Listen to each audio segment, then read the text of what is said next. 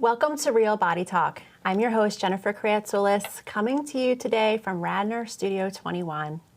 On this show, I have the amazing privilege of interviewing experts of all kinds of backgrounds about cultural messaging and mental health issues related to body image in the age of social media.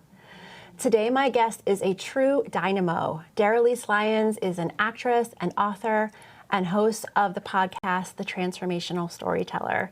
Today, Daralyse and I are going to have a real chat, take a deep dive into multiracial ethnicity and self-image.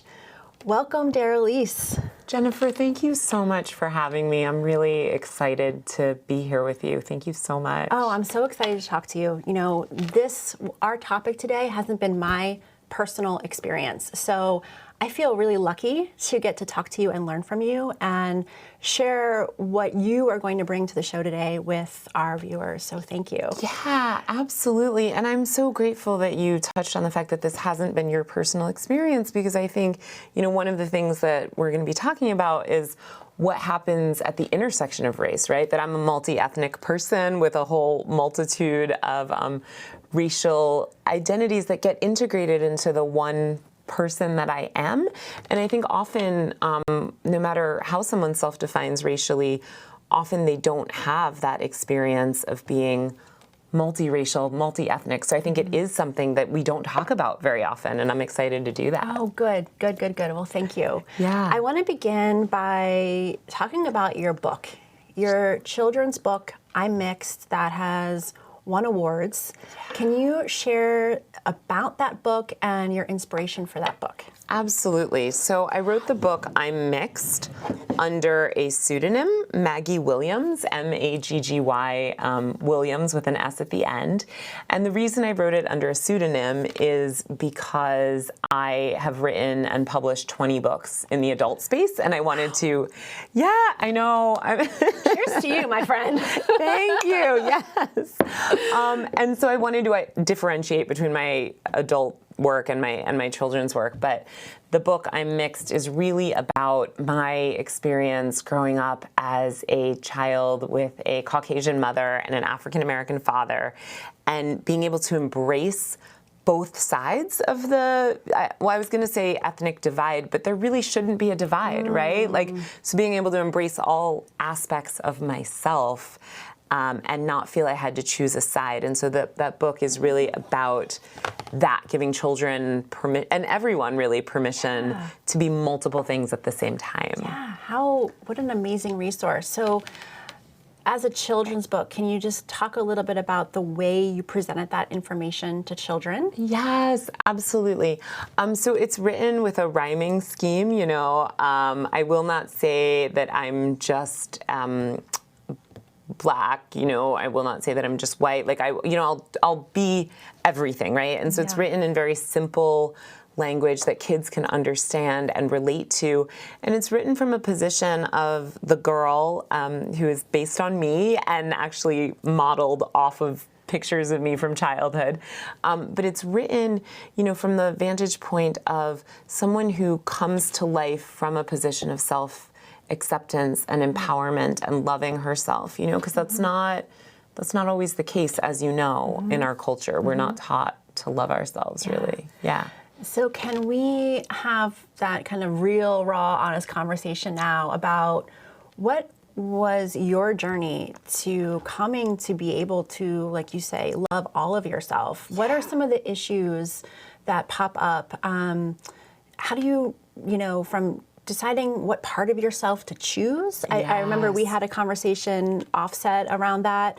You know, how do you choose parts of yourself based on the messaging that you're getting about what parts of you should choose? This idea of feeling like you're everywhere and nowhere. Then how can you educate us about that, share about that, and then bring us around to, like, so how do we embrace all of our ourselves if we're multi-ethnic? Absolutely. That's a wonderful, wonderful questions, and I'll do my best to sort of, I know, that was a lot. address I'm sorry. No, it was great. And feel free also to rein me back in as I climb up to my soapbox Yes, and start it's all good. talking. So, I want to begin by the idea of choosing a side. Yes. And I think that is something that people are often sort of like asked to put themselves into boxes, because I think sometimes the world feels more comfortable if it can identify a category for you, right? Like, sure. And even beyond the issue of race, like I think sometimes in schools we're taught like, oh, well, girls are good at English and boys are good at science or whatever, or oh, you can either be an athlete or or an actress or a creator, right? Like there's not always space to be a lot of things. So I just want to say that that's not exclusive to race. And so part of, I was very lucky, very blessed to have a mother who, even though, my mom is like purely Caucasian, she, when I was born, she made a point of telling me, Dara, you are Black, you are white, you are all these things, and that's special, and that's unique, and that's beautiful. And so I grew up with the messaging of, I don't have to choose. I can be everything I am, and I can bring that forward. And many of my peers who were also multi-ethnic were not given that message. They were kind of told what side to be on, depending on, the environment that they were a part of. So I just want to say that I think having permission to own my identity early and always has been really important for me, really important. Yeah. I can imagine. Right, yeah. But that said, my mom didn't understand. I have curly hair, this sort of big, massive curly hair. And my mom didn't know how to do it. Like, she just didn't know how to do it. So I have many a childhood story of her, setting my hair on fire, in high school, she or I guess it was before high school, she chopped my hair off because she didn't know. So there are certain things that I feel like I didn't quite get the education or the experience that I might have gotten if I had more of a multicultural experience. I had permission to be part of all cultures, but I didn't necessarily experience all aspects of my culture. Gotcha. That's a really interesting differentiating point. So what would be some of those aspects, cultural aspects, that would make that well-rounded experience? Yeah, so I think, being exposed to different types of cuisine would have been nice. I wasn't, partially though, I also wasn't really exposed to much in the way of home cooking at all. But yeah, so food, music, messages of positive empowerment. I mean, I wrote this book, I'm mixed, but I think a lot of kids don't necessarily see themselves reflected in literature or in art, right? And so being able to see oh, this is how I look, and someone else looks like me, or even having dolls that were not, when I was growing up, there were either dolls of color that were clearly sort of darker than I am, or there were Caucasian dolls. There weren't multi-ethnic dolls, but there's more and more happening in that space, and I think that's important for people to be able to see themselves and get more of an accurate self-reflection. How would you say not having an accurate self-reflection translated into your self-image, your body image, anything along those lines? So one of the things that you have probably talked to your audience about, and I know you wrote a book and you spoke about your experience very openly about your experience of having an eating disorder, and that was my experience as well. I had an eating disorder for many years, and I don't blame culture for that, but I do think it was a contributing factor that no matter how, I was never going to fit into the cultural narrative of beauty, right? Until I reclaimed that for myself and owned, I am a beautiful woman, and I might not look like what a typically beautiful woman, like, according to cultural standards or norms, looks like, whatever that is, right? Like, I don't quite fit into the more, the construct on either side, of like, oh, well, this is what it is to be a woman. I'm somewhere in between, right? And so to be able to not have the experience of having someone to emulate or like certain things goals to reach for, I kind of, in spite of knowing that I was special and like knowing that, I didn't always feel it deep down. Yeah. Yeah. How about, in school with peers? Yeah, so in school with peers, I felt very lucky that I kind of belonged to every group in terms of racially, and I went to a very diverse high school. I didn't go to a diverse elementary school or middle school, but in high school it was far more diverse, and I felt like I always belonged really in school, and race never came up as an issue for me. But we spoke before this about how I think sometimes there can be a sense of like internalized racism or stigma that comes up that like I'm not even aware of the ways that it permeated my life because I didn't know better, right? Can you define that, internalized racism? That feels like a very important phrase. Like they feel like very big, important words. Yes. So internalized racism, the way that I define it is, I think that many people there's a sense of othering that happens, right? Like I am this way, and anyone who doesn't fit into this construct is other than I am, and that happens quite a lot to people who are minority within the United States and in other places, but people who are in the minority racially tend to be othered or marginalized, or it's like, well, this is the heteronormative white American experience, and if you don't fit within that, then you are different, you are other. And so what happens a lot of times is that if that's the context in which we live, there can be subtle messages of racism, subtle messages of you're not good enough, or you don't quite belong, or, oh, well, you don't have the blue eyes or the blonde hair, or you're not this or that way, right? So it's a whole sort of culture that tends to other people who don't fit within that context.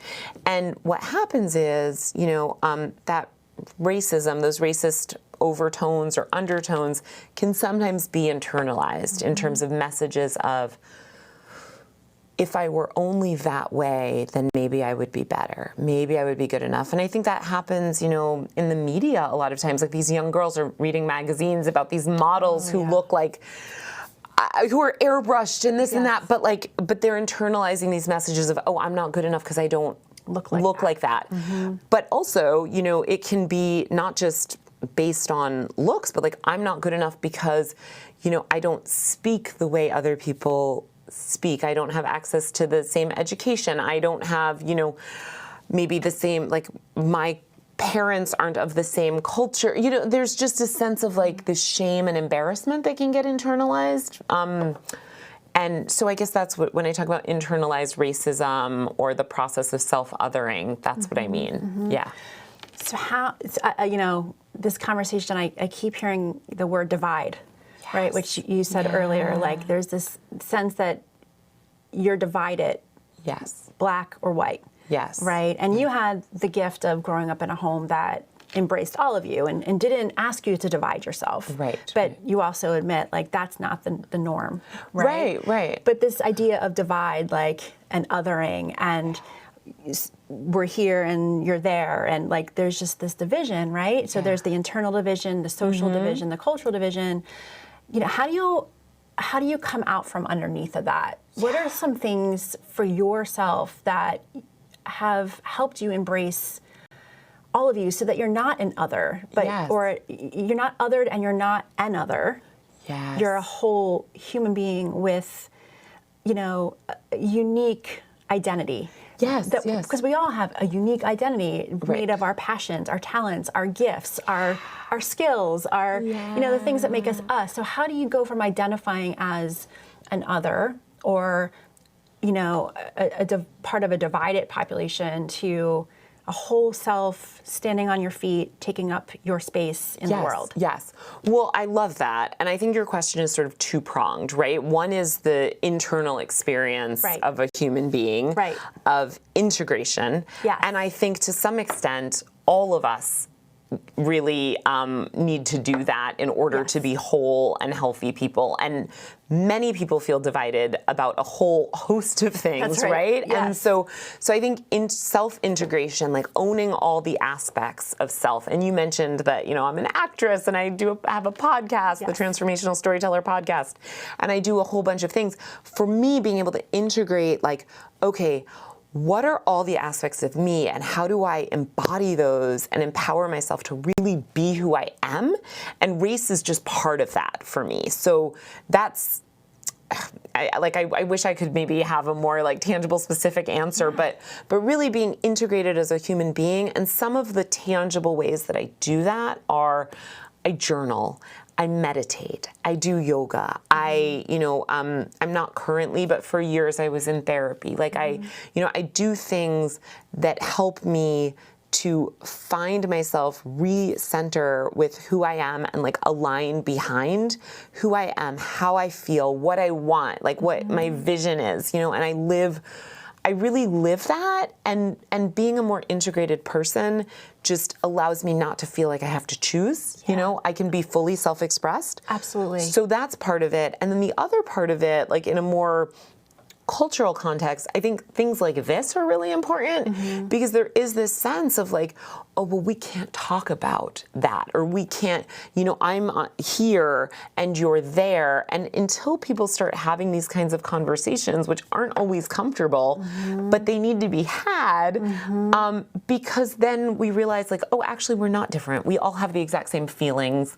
Our experiences and how those things are borne out might be different, but like, what common ground can we find? Absolutely. Yeah. It's that power of shared experience. Right. And as human beings, that's the whole essence of racism, right? Is it's based in fear and not understanding that we're all the same at our core. And so the more we can understand that and practice that, like, my hope is that at some point we are all mixed, right? Like we are all a multitude of ethnic identities, and yet that unique individual experience and that individual identity. Absolutely. Yeah. Absolutely.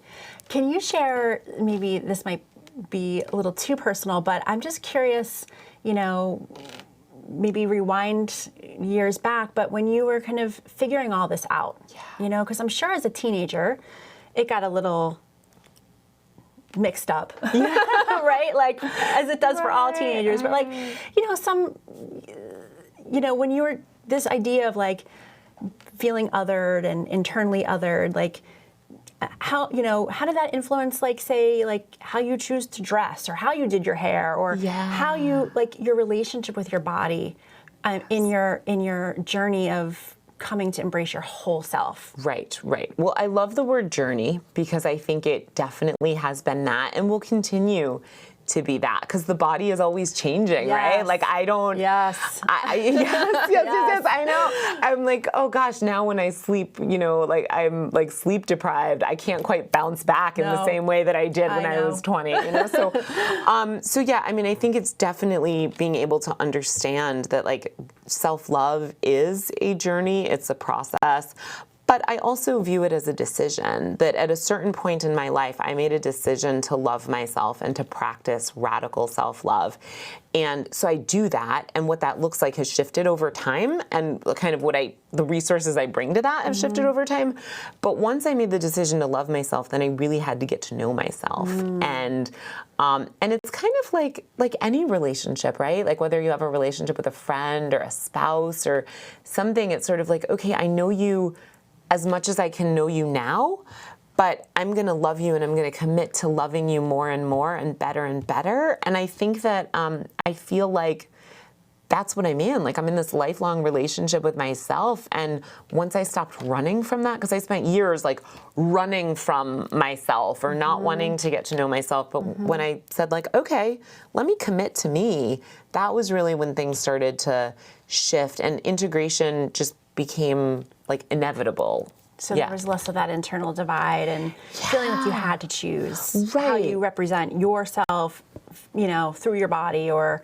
Yes, yeah. Okay. Well, and then also, I mean, tapping into I think there's a way that sometimes we think about the body as this external thing, right? Right. Like, I have brown eyes and, curly hair and long arms, Right. and that's who I am. And it's like, no, once I really tapped into, okay, who I am is like a soul experience. It's how I feel. And I started to live more intuitively and eat more intuitively and all that. Like, I started to like how I looked more, Yes. but it also became less important how I look. Yeah. If does that dichotomy make sense to you? Absolutely. Yeah. Absolutely. Yeah. Absolutely. Thank you for sharing that. Yeah, of course.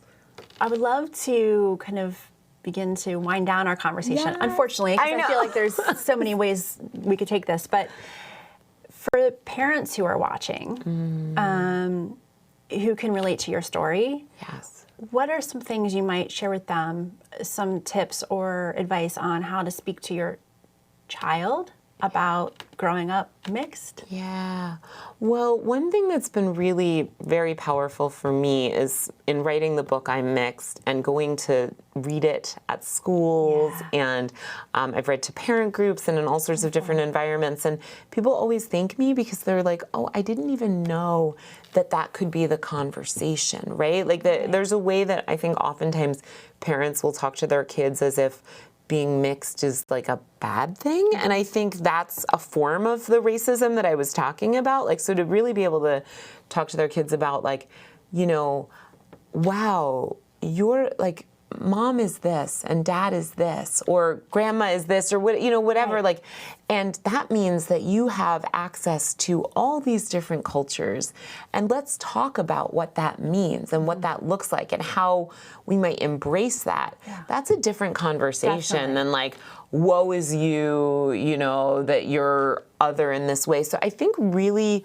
for parents to come to the conversation from a place of like curiosity, empowerment, openness, spaciousness, like giving kids the space to have their own experience of race and not necessarily trying to superimpose the parents' experience onto the kids. So I think, just first of all, have the conversation because that's great. It might not be perfect. It might be a little messy. That's okay too.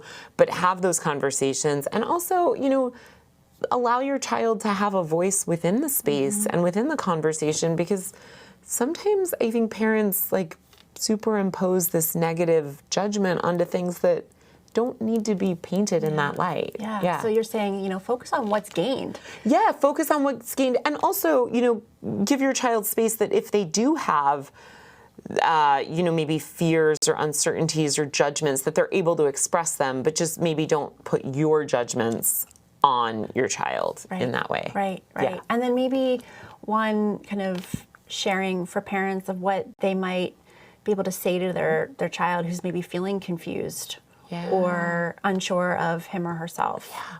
Well, I would say I love let's, like let us, the word let us. So, and I love curiosity. And so I would just maybe say like, I get that you're confused. Let's figure it out together. Nice. And I think sometimes we want to answer our kids' questions, but the real strength comes in like asking them questions that allow them to find their own answers. And I found that more and more in the work that I do with kids. So if the kid says like, I'm confused about this, it's like, well, yeah, what would you need to be less confused? How do we figure it out together? And because sometimes I think we can think that we know exactly what's going on in a child's psyche. No way. But it's not. Yeah, but No it's way. not. Yeah, the kid might be confused because they're just like, oh, I just don't understand why I tan in the summer and not in the winter. You know what I mean? Or why I'm darker at this time. So speaking with kids has really opened me up to the fact that like, I don't actually always know what issues of race they want to talk about and address. And so just getting curious with them and meeting them at their level they've taught me so much more than I've taught them. And I think the same is true in any, in any environment. Yeah. Wonderful, wonderful. I can't thank you enough for being on Real Body Talk today and sharing about your book, sharing about your life experience, offering, these great tips and hope for people who are, having a similar experience and figuring it out.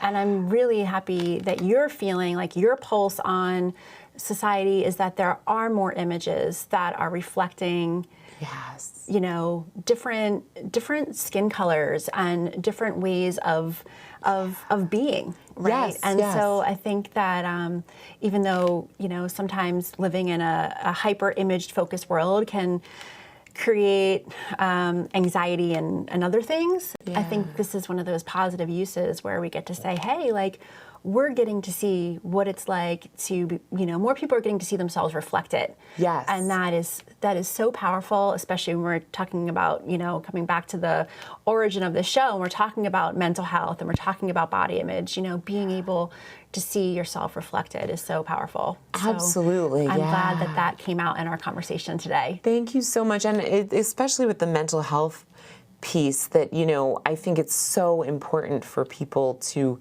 really be able to love themselves and get help and get resources. And so, I think just even in opening up the conversation about race, that becomes more and more available to people. Yeah. Thank you so much. Well, thank you so much, Daralyse. Thank you so much for being here. I'm looking forward to seeing you again on the next episode of Real Body Talk.